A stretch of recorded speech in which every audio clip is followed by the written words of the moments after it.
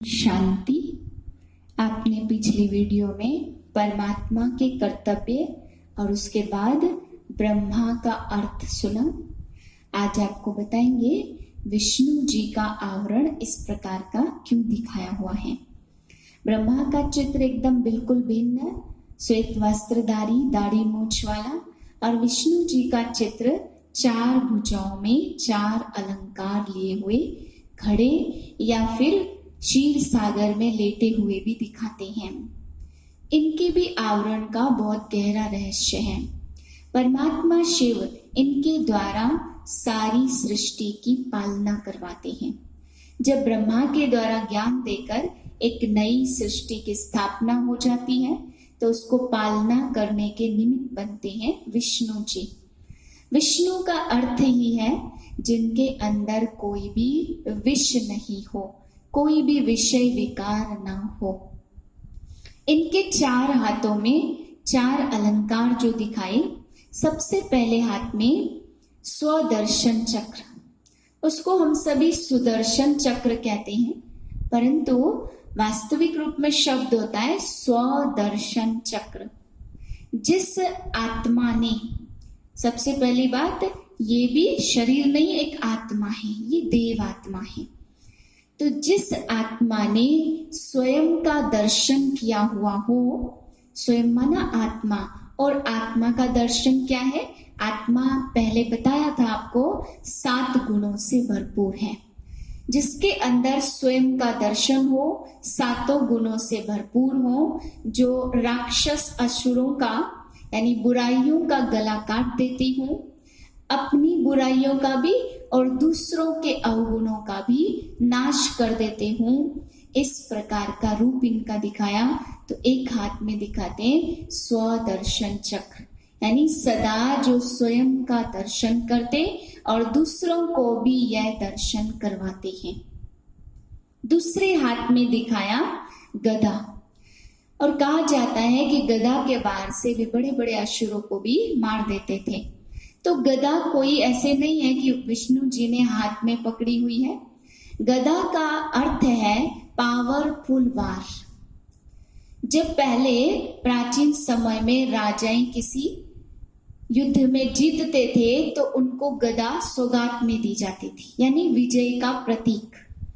आप हमेशा देखिएगा हनुमान जी की गदा सदा कांधे पे रखी हुई दिखाई जाती है और विष्णु जी की गदा सदा नीचे, यानी जिन्होंने इस संसार के विषय विकारों पर जीत प्राप्त की भी और औरों को करवाई भी।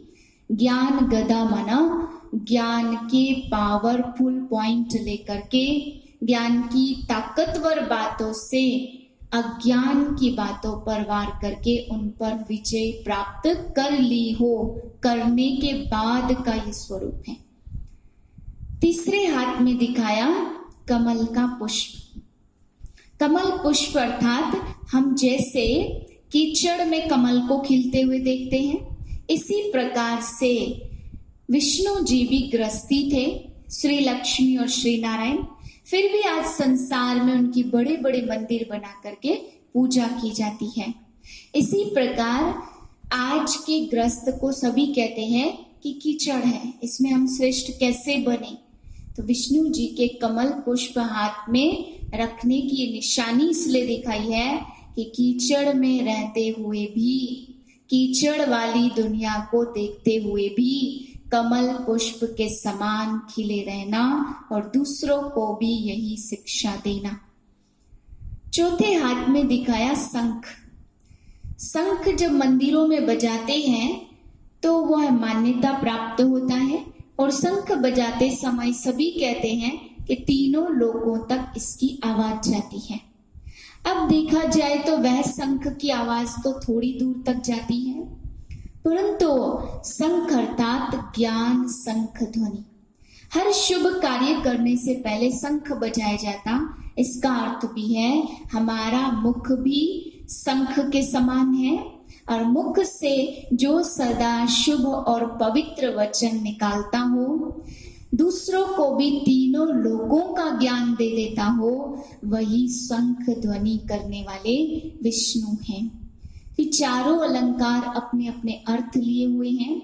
इस प्रकार का जो उनका रूप दिखाया, चारों अलंकारों को जो मन में धारण कर लेते वही आत्मा विष्णु जी और लक्ष्मी कहलाती। और यह चार भुजाएं भी श्री लक्ष्मी और श्री नारायण का कंबाइंड रूप है, ये कोई एक नहीं है। जैसे यहाँ पर अपवित्र विकारी ग्रस्त रावण को दिखाते हैं कई भुजाओं वाला या चार भुजाओं वाला दिखाते, तो वह अपवित्र ग्रस्त धर्म का प्रतीक है, उसमें भी दोनों नर नारी आते हैं। इसी प्रकार यह पवित्र ग्रस्त धर्म का प्रतीक है चार भुजाएं। आगे हम आपको शंकर जी के बारे में भी बताएंगे, या आपको कोई भी सवाल हो, प्रश्न हो, तो आप कमेंट बॉक्स में जाकर के लिख करके हमें भेज सकते हैं, ताकि हम आगे उसको और भी खोल सकें। ओम शांति।